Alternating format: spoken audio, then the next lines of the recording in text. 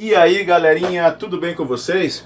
Bom, então acabamos uma introdução às ligações químicas, falamos sobre a teoria do octeto e agora vamos ao primeiro tipo de ligação química, que é a ligação iônica, tá, pessoal? Bom, a ligação iônica, ela é formada especialmente por átomos que tem tendências contrárias, tá? Um átomo que tem uma tendência e um átomo que tem uma outra tendência.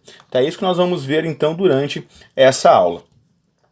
Um átomo que tem uma tendência muito grande de perder elétrons, de ceder elétrons, que são os metais, e um átomo que tem uma tendência muito grande de receber esses elétrons, que são aqueles que não são metais, ou seja, os ametais, os semimetais e o hidrogênio. Então, quando um átomo ele perde elétron, ele fica com carga positiva, ou seja, ele transforma-se num cátion. E um átomo que ganha elétron, ele fica com carga negativa. Ele transforma-se em um ânion. E aí você vai ter um positivo com um negativo, entre eles vai acontecer o quê? Uma atração eletrostática. É essa atração, é essa interação que é a ligação iônica.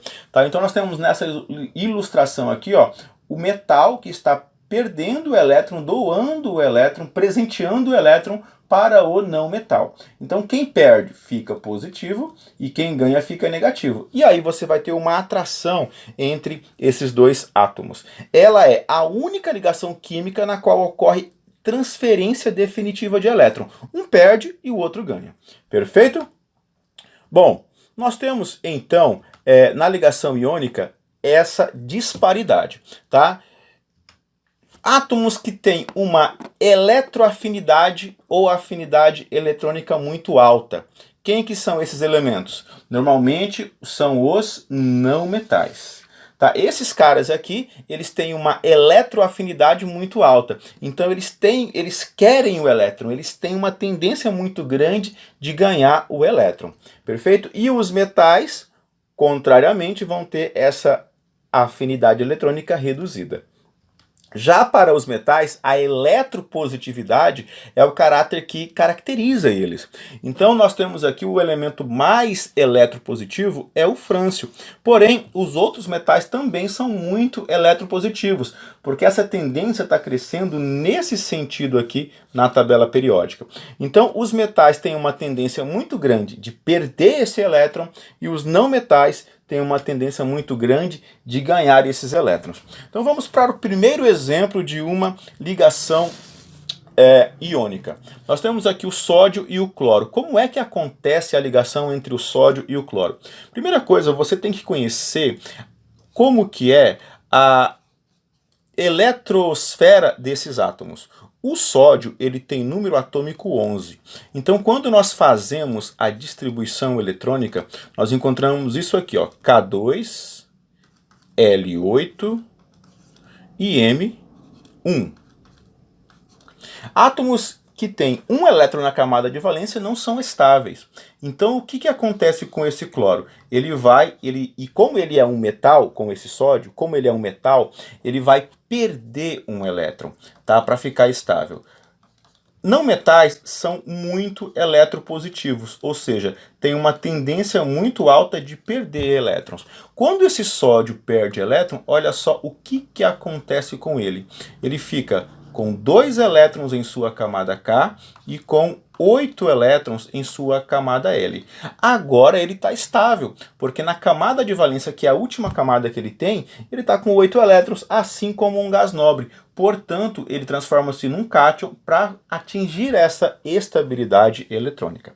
Perfeito? Agora, quando nós pensamos a mesma coisa para o cloro ele tem número atômico 17. Tá? Ele é um halogênio, tá ali no terceiro período. E aí quando você faz a distribuição eletrônica dele, tu vai encontrar isso aqui, ó, K2, L8,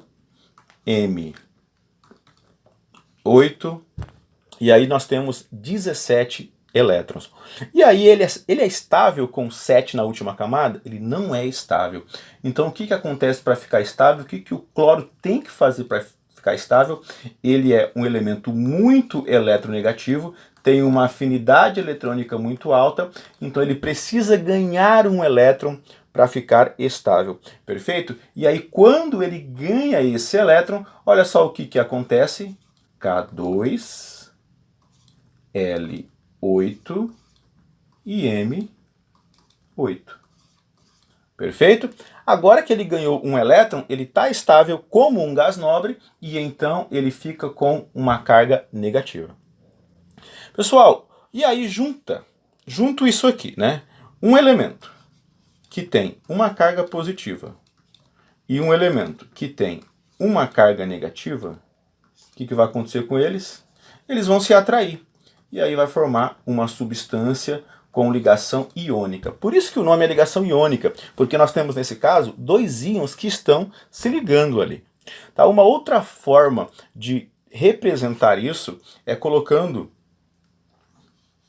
o número de elétrons da última camada antes da ligação. Por exemplo, o sódio tem um elétron, então você coloca o símbolo e coloca um elétron aqui.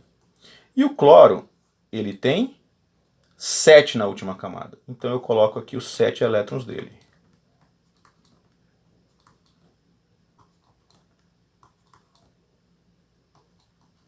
E aí como que acontece a ligação? O sódio tem que perder um elétron para ficar com 8 na última camada. E o cloro tem que ganhar esse um elétron. Então o sódio transfere esse um elétron que ele tem para o cloro. E aí quando o sódio faz isso, o que acontece? O sódio fica positivo, transforma-se num cátion, e o cloro fica negativo, transforma-se num ânion. Perfeito? Essa é uma outra forma de representar essa situação. Tá certo? Bom, então nós temos aqui, ó, o cloro, ele está aqui nessa parte da tabela, e o sódio está aqui nessa parte. Então nós vemos claramente que o cloro, ele é muito eletronegativo e tem uma afinidade eletrônica muito alta. E o sódio é o contrário, ele é pouco eletronegativo, tem uma afinidade eletrônica muito baixa, por isso que ele perde elétrons. Já quando olhamos aqui a eletropositividade, já é o contrário. O cloro é pouco eletropositivo, ou seja, ele não quer ganhar elétron, ele não quer perder elétron, ele quer ganhar elétron. E o cloro, o sódio, ele é muito eletropositivo, ele quer o que? Ele quer perder elétron, por causa que ele tem um caráter metálico muito acentuado. Perfeito? Bom, pessoal, então, nós temos aqui o potássio, tá? O potássio que tem número atômico 19. Então você faz a distribuição eletrônica e aqui você percebe que ele vai ser K2, L8, M8 e N1. E aí ele é estável com um elétron? Não, ele não é estável com um, porque ele tem que ter 8 para ficar estável. Então o que ele faz? Ele perde um elétron e aí nós teremos isso aqui, ó, K2, L8, M8 e N, ele perdeu esse daqui. Então ele fica um positivo porque ele perdeu esse elétron. Perfeito?